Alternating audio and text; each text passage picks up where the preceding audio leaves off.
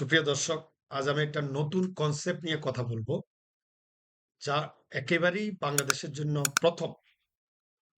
ধরুন, আমরা যে কৃষিকাজ করি, যে কোনো ফসল ফলাচ্ছি, ক্রপস বা ধান যেটাই করি না কেন, আমাদের পানি ব্যবহার করতে হয়। আমরা বৃষ্টির পানির জন্য অপেক্ষা করি এবং সেচ কার্য আমাদের একটা খুব মহান একটা ইম্পর্টেন্ট একটা কাজ।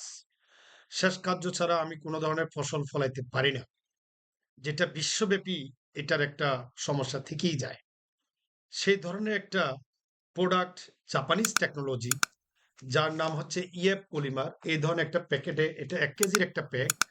এটা একটা বায়োডিগ্রেডেবল একটা প্রোডাক্ট, যেটা আপনার ওয়েস্টেজ বলা হচ্ছে। এই যে আমাদের কলা এবং অরেঞ্জের যে ফেলে দেওয়া জিনিস, যে চোকলাটা, সেটাকে রিফাইন করে নতুন করে এই বায়োডিগ্রেডেবল প্রোডাক্টটা বানানো। যা ধরেন, আমরা একটা পাত্রের মধ্যে এই ধরনের পাউডারটা নিয়ে পানির মধ্যে রেখে এখানের মধ্যে একটা হাইড্রোজেল তৈরি হয়।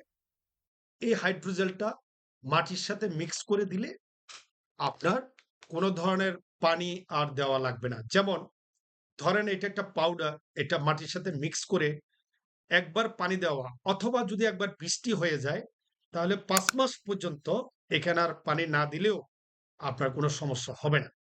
সেই ক্ষেত্রে আমার যে বায়োডিগ্রেডেবল মিনস এটাই বলতেছি, এটা টোটালি একটা ওয়েস্ট জিনিস থেকে তৈরি।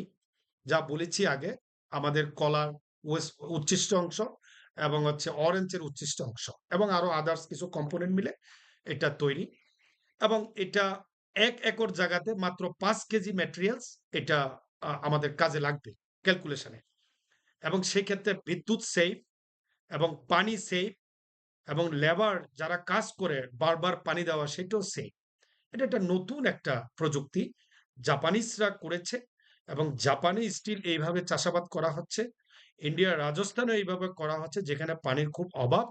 আমাদের বাংলাদেশের রংপুর, দিনাজপুরে অথবা যেখানে পানির সমস্যা, সেখানে আমরা এই ধরনের আহ, তৈরিতে আমরা ধরেন এই শস্য বা যেটা ফলাই আমরা, সেটা তৈরিতে আমরা এটা ব্যবহার করতে পারি। সেক্ষেত্রে আমাদের এটা খুব প্রাকৃতিক, একেবারে অর্গানিক একটা জিনিস, যেটা বারবার আমরা ইনোভেশন তৈরি করতেছি। সো এই ব্যাপারে আপনারা যদি আরো ডিটেলস জানতে চান, আমরা আপনাদের সাথে কথা বলতে পারবো ডিটেলস। এবং এটা অর্গানিক ভাবে কৃষিতে ফলন বৃদ্ধি হওয়ার জন্য এটা দারুণ একটা মাধ্যম। আপনাদের সবাইকে ধন্যবাদ জানিয়ে শেষ করছি।